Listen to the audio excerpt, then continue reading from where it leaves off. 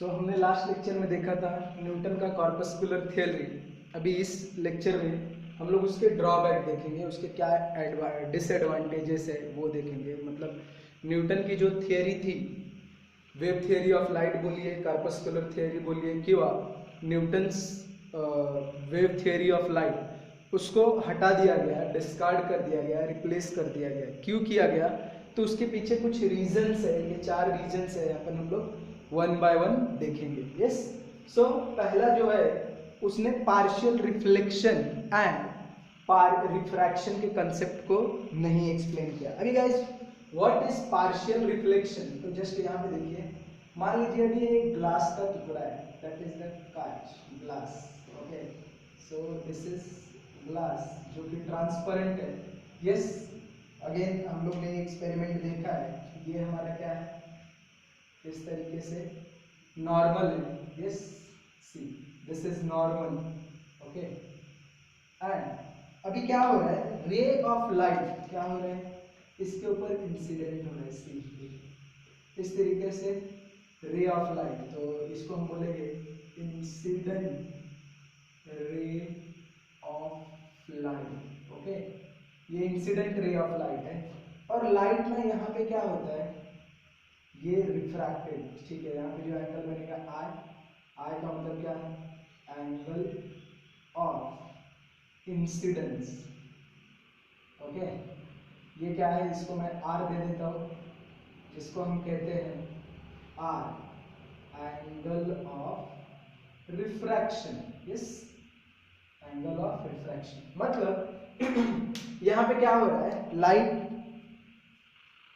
Refract हो रहा है। यस। अभी एक चीज और होता है, जब ग्लास पे फॉल होता है, कि वह आप विंडो देखो, या एक और हम एग्जांपल ले लेते हैं। जैसे अभी ये मान लीजिए यहाँ पे बकेट है, इस बकेट में पानी है, ये रूफ है।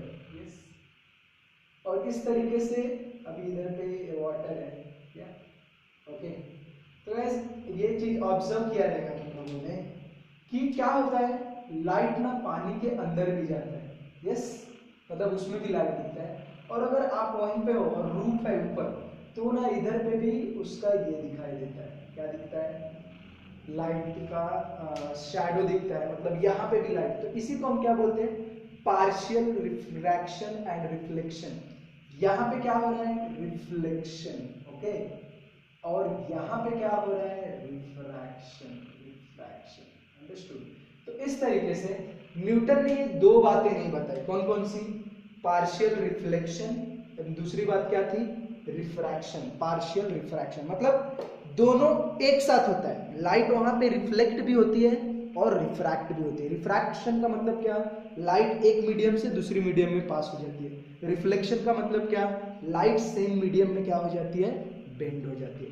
तो ये पहला पॉइंट था जो न्यूटन ने नहीं बताया, जिसको ये बोलते हैं partial reflection and refraction. Next point उसने नहीं क्या नहीं बताया guys, interference, diffraction and polarisation. तो अभी ये भी पॉइंट मतलब आगे हम डिस्कस करने वाले हैं, तो उस वक्त मैं आपको एक्सप्लेन कर दूंगा। मतलब ये टॉपिक का ही पार्ट है, इंटरफेरेंस, डिफ्रैक्शन और पोलराइजेशन बहुत डिटेल में दिया हुआ है, तो उस टाइम हम देख लेंगे। हाँ, तो उसने दूसरी बात क्या नहीं बताई, उसने क्या क्या, इंटरफेरेंस, डिफ्रैक्शन और पोलराइजेशन, इन 3 बातों को उसने नहीं बताया।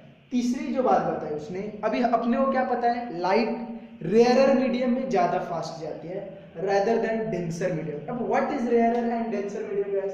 तो देखिए यहाँ पे मैंने 2 एग्जांपल लिया, ये ग्लास है and this is what, water. Yes, तो ग्लास को हम क्या बोलते हैं, डेंसर मीडियम। ये क्या है, डेंसर मीडियम। एंड इसको हम बोलते हैं रेयरर मीडियम, मतलब जिसकी डेंसिटी कम होती है। अभी 2 मीडियम कंसीडर कर लीजिए, जिसकी डेंसिटी कम है वो रेयरर मीडियम हो गया, जिसकी डेंसिटी ज्यादा है वो डेंसर मीडियम हो गया। तो न्यूटन का क्या, तो यहाँ पे ऐसे, अब तो यहाँ पे ग्लास डेंसर मीडियम हो गया, एयर, एयर विल बी क्या, रेयरर मीडियम। अभी ये केस में देखो, ये केस में ये आगे एयर है और दिस इज वाटर, तो एयर क्या हो गया, डेंसर मीडियम, और वाटर क्या हो गया, रेयरर मीडियम।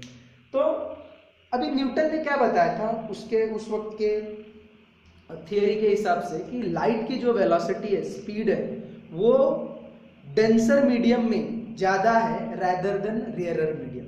मतलब ये सबसे इसकी जो ये था अजम्पशन, ये रॉन्ग निकला एक्चुअली। मतलब बाद में जब एक्सपेरिमेंट किया गया तो क्या देखा गया, लाइट रेयरर मीडियम में ज़्यादा फास्ट जाती है rather than denser medium. Denser medium में रेयरर मीडियम के कंपैरिजन क्या होती है, स्लो जाती है। तो ये जो एक रीज़न है, ये सबसे बड़ा रीज़न था उसकी थियरी को क्या करने का, डिस्कार्ड करने का, रिजेक्ट करने का। ओके, तो ये ध्यान में रखो कि न्यूटन ने क्या बताया कि speed of light in denser medium more than rarer medium, मतलब डेंसर मीडियम में रेयरर मीडियम के कंपैरिजन ज्यादा रहता है। ओके, और उसके बाद जो फोर्थ पॉइंट है उसने क्या बताया कि अभी उसने जस्ट यही कंसेप्ट यूज किया। अभी जैसे देखो बकेट है, इसमें पानी भरा हुआ है, तो हम उसमें से अगर पानी हम निकालते जाएंगे तो क्या होगा, बकेट एक खाली हो जाएगा। तो ऐसे उसका क्या कहना था कि मान लीजिए ये सोर्स ऑफ लाइट है, दिस इज द सन, सन से क्या हो रहा है, इस तरीके से लाइट वेव क्या हो रहा है, हर डायरेक्शन में जा रहा है। यस, अब न्यूटन ने क्या बोला है कि लाइट क्या है, कॉर्पस्कल है, एक छोटा पार्टिकल है, बराबर है।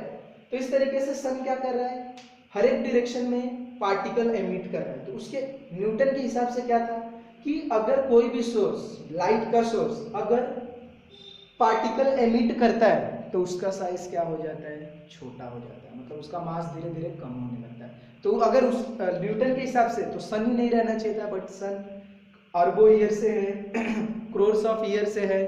तो ये 4 डिसएडवांटेजेस थे, ड्रॉबैक थे न्यूटन्स के कॉर्पस्कुलर थ्योरीज के, जिसकी वजह से उसकी थ्योरी को क्या कर दिया गया, रिजेक्ट कर दिया गया। तो जस्ट हम लोग रिवाइज कर लेते हैं। पहला ड्रॉबैक क्या था, तो उसने पार्शियल रिफ्लेक्शन और रिफ्रैक्शन को कहाँ एक्सप्लेन नहीं किया। दूसरा ड्रॉबैक, उसने इंटरफेरेंस, डिफ्रैक्शन और पोलराइजेशन को एक्सप्लेन नहीं किया। तीसरा, जिसके जो मेन रीजन था उस थ्योरी को रिजेक्ट होने का, तो क्या न्यूटन के हिसाब से क्या, speed of light is more in denser medium as compare to rarer medium. और जो फोर्थ वन था, अगर कोई भी लाइट का सोर्स अगर ये एमिट करता है, क्या लाइट एमिट करता है, तो उसका मास धीरे धीरे क्या होने लगता है, कम होने लगता है, डिक्रीज होने लगता है। तो ये 4 रीजन थे जिसके वजह से 4 ड्रॉबैक थे न्यूटन्स के कॉर्पस्कुलर थ्योरी के। तो ये रीजन था कि न्यूटन का थ्योरी रिजेक्ट कर दिया गया।